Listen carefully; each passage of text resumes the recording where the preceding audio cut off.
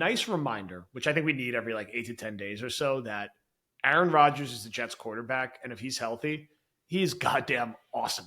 And Right. you're just going through these like reports from practice where the Jets are down 20-12 in their practice scenario. He surgically goes down the field against a very good, potentially great defense, scores by throwing a fade route to Breece Hall, which alien, and then converting the 2-point conversion. And Garrett Wilson is catching everything in sight all over the place. And as bullish as we've been on Breece, I feel like we almost haven't talked about Garrett's ceiling enough, because I didn't think he could get to this level in this offense before the year. I think he could take a real run at Brandon Marshall's single season record. Okay. Receiving yards, which I think is, if we pull it up, I think it's a little over 1,500. I think he had like 1,542 yards in 2015 It's a monster or something. year. Yeah. It was insane. And he had, 13, 14 touchdowns. It was comfortable. It was over 1,500 yards and I think over 13 or 14 touchdowns. Now, is Wilson going to have the yards and the touchdowns? I just think he's going to be such a target monster, Right. especially early in the season while Mike Williams gets up to speed. And he was kind of like this last year. It was just that they were like 3-yard increments from Boyle, Simeon, and Zach Wilson. He's going to get more rips down the field from Rodgers, and he's going to be getting 8, 9, 10, 11, 12 targets every single game. And Rodgers is going to fixate on his most talented receiver, who's going to be moved around the formation. And he's going to just be so much more freed up, not just from the quarterback, but the Jets are just going to be able to batter teams with Breece Hall, with Braylon Allen. You had Malachi Corley running pitches today, like tiring to tackle those guys over and over and over again. And all of a sudden you rip a play action post to Garrett Wilson and he's gone. Like you look at like the Cowboys game last year, that game, we all like to forget it, but he had like that one nice Zach Wilson throw and Garrett Wilson's gone. 70-yard touchdown. Like, easy as it looks. That should be happening like every other week this year with Aaron Rodgers at quarterback. And Wilson is that good and that talented. It's so rare for a Jet receiver to have 1,000 yards. Never mind back-to-back 1,000-yard seasons. Never mind doing it with the worst quarterback situation in the NFL in back-to-back years. So I think Breece is legitimately in the Offensive Player of the Year conversation. I think he should be the second player drafted in all of your fantasy drafts. That's a non-homer take. He's just going to be so involved in the offense and catch so many passes. And I think he is the centerpiece. Garrett Wilson is not too far behind. And today was one of those reminders that one-on-one, basically nobody can cover this guy. And if he has a quarterback who could really unlock him, and they're doing the back shoulder thing where we're checking at the line, that's indefensible. And the Jets had a little of that in 2015 with Marshall, because he was just so big and overpowering, and Fitz was the kind of quarterback who would just throw it up every time.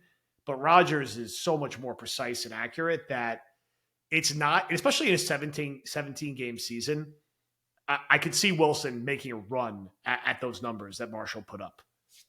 Listen, man, I'm all in on Garrett Wilson this year. He's somebody that, for our fantasy show at NBC, not just because I do Jets pre and post game and grew up a fan of this team, like, from a true, even unbiased perspective of just needing him to produce from a number standpoint, I think this guy is just in for such a mammoth season, because it takes a little bit more brain power to project for someone who just turned 24 years old at the start of camp.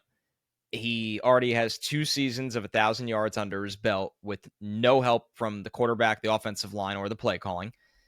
So when you factor in that he gets an upgrade on 2 of those 3, right? Like he's a little quarterback protected this year, because even if Rodgers gets hurt, Tyrod Taylor can easily support a number 1 wide receiver. The offensive line is good and has depth. The play calling still won't be anything special under Hackett, but we also know as long as Rodgers is running the show, he will have the keys to that. And Tyrod is a guy that can improvise, which kind of which can supplement bad play calling. And Garrett Wilson is somebody that, the way this offense is constructed, the inside-outside versatility gives him, near matchup proof. Now, the Jets need to be smart enough to do that. It drove me nuts the first half of last year when they didn't. I know they drafted Corley. I know they like Gibson. I get it. But at the end of the day, Garrett Wilson needs to play inside and outside. That's just how the Cowboys do it with CeeDee Lamb all the time. It works to perfection. A lot of the great wide receivers play inside and outside because you want to draw them away from classic number 1 wide receiver coverage. So he's got it all. I mean, he's a 4.3 40 guy. He's acrobatic. He's got great hands. He's good after the catch. He's a precise route runner. He runs the full route tree. He's extremely mature for his age.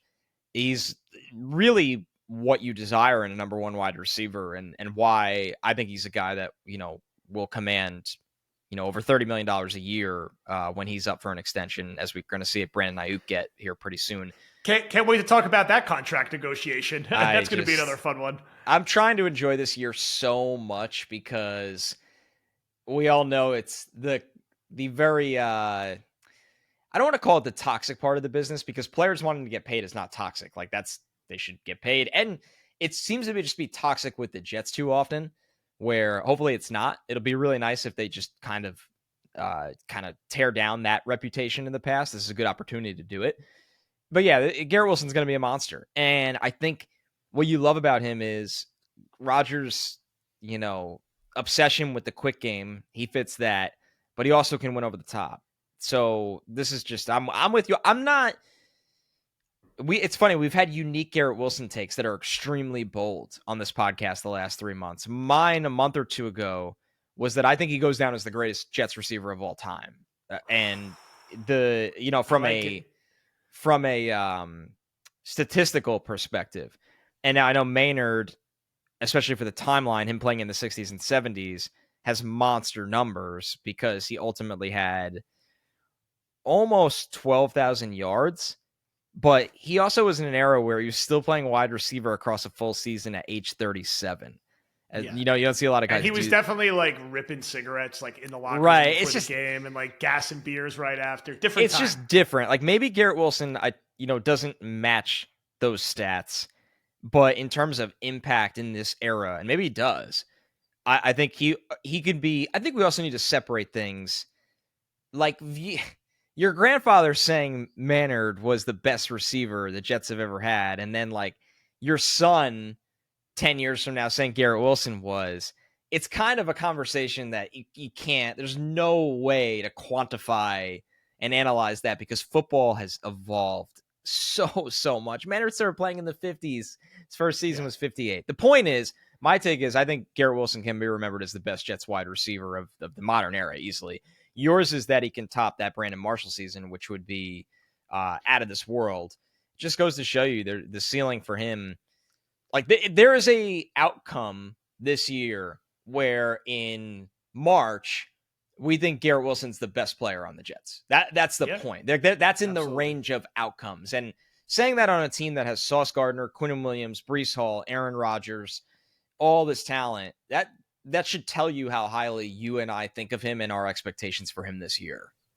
I think it's like also, it's a little subtle. He feels like a little bigger, a little more bulked up. He's got a couple of years under his belt now. And I think you're going to see someone who's a little more physical at the point of contact and a little more physical at the point of catch when he's attacking the football. Just something to watch out for. It's not a major thing. I think Dan's pointed this out in a few of our chats. His body looks a little like different in a good way. He looks like a fully rounded NFL player now, where he was kind of wiry over the last 2 years. Yeah, he does. And like Gumby all over the place, which is part of his, why he's so unique and special. Right. He's now got 2 years under his belt, and I think his build is going to be better supported to be a lead receiver. Also, Brandon Marshall, I have the stats up now, 1,552 yards and 14 touchdowns. Also, looking at his stats, I forgot that he was on the Giants and Seahawks after he was on the Jets for those 2 years. It's a weird one, right? Very weird. Because his picture is like in the Seahawks jersey. And I was like, what are the Seahawks? He had one touchdown for Seattle. That's very Ed Reed Jets, Yes. Who could forget Ed Reed on the Jets? He did have like 2 picks, I think, randomly. Anyway, we don't want to go down that road. That's an off-season pod. Another guy that really, maybe you were ahead of this in your film room breakdown, but now it's really making its waves everywhere now that everyone's digested the first preseason game. Olu Fashanu is good already, like really good. I mean, yeah, and it's crazy. We're already getting he's working at right tackle. They're not going. That's light. They can't Tetris. help themselves. They can't help themselves. They can't help themselves. They can't. I mean, the problem is that it's not a problem. If either Morgan Moses or Tyron Smith misses a second, you have to put Fashanu out there before Max Mitchell or Carter Warren, who's now even behind Max Mitchell, it seems, in the depth chart. So this is smart because if Morgan Moses, God forbid something happens, you're putting Fashanu in the lineup. It's not Max Mitchell or somebody else.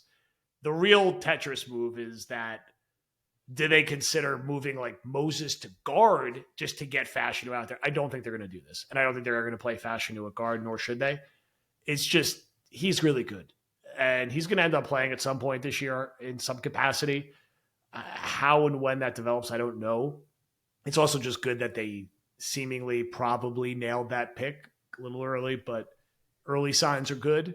It's looking it's looking good. It's scary to say it's got Sauce vibes because Sauce was just in a unique place for any corner at his age, but it has the same vibes as Sauce where everybody got out there and they looked at him and went, "Yep." They hear him speak and they go, "Yep." And then he played one game and everyone was like, "Yep." So it's got that vibe to it where you're like, something's got to go wrong, right? And then nothing ever really goes wrong because the kid's just so smart, talented, and physically gifted. Yeah, I love with that first Sauce training camp where he was just great every practice. And there was always, oh, this rookie had a tough day. Rookies always have to, it was every day. It was just like the best player in the field. And still to practice. This day, people need him to get beat on a 12-yard out for a viral clip. That's how good he is. Exactly. We're still talking about that random Giants receiver who ran by him on a ball that was thrown out of bounds in the preseason. Yeah, Jalen Hyatt got a step on him, and the ball went out of bounds, and everybody was like, wow, Sauce got on this play. It's insane. So, generally, it's been a good camp. The offense in particular has held up well. Rodgers seems like Rodgers, very much in control. Garrett with the focal point of the passing offense. We've seen Conklin, I feel like, get involved a little more. Kind of went under the radar a little bit, but Ruckert's been out for a bit and seems like he's going to be out a little longer. Probably part of why they brought in Anthony Ferkser, who has experience in the role that I think they want Ruckert to play at a veteran level. Not the most exciting part of the offense, right, but they had a big role, I am sure, carved out for Ruckert. Ferkser could be a Band-Aid for that. It's not great that Ruckert's missing camp, right? He's a guy you would like to get out there, like getting some reps because they're going to be moving him around the formation. It's a pretty unique role. That makes that signing make a little more sense. It makes you feel a little better because he could Band-Aid it for a week or two. They like that really flex fullback tight end. That's what they like. Here's kind of a question that ties to Ruckert. What is going to be their base personnel group this year? When we look at like the snap count and breakdown, what formation or personnel group are they going to be in the most in the early weeks of the season? Well, every single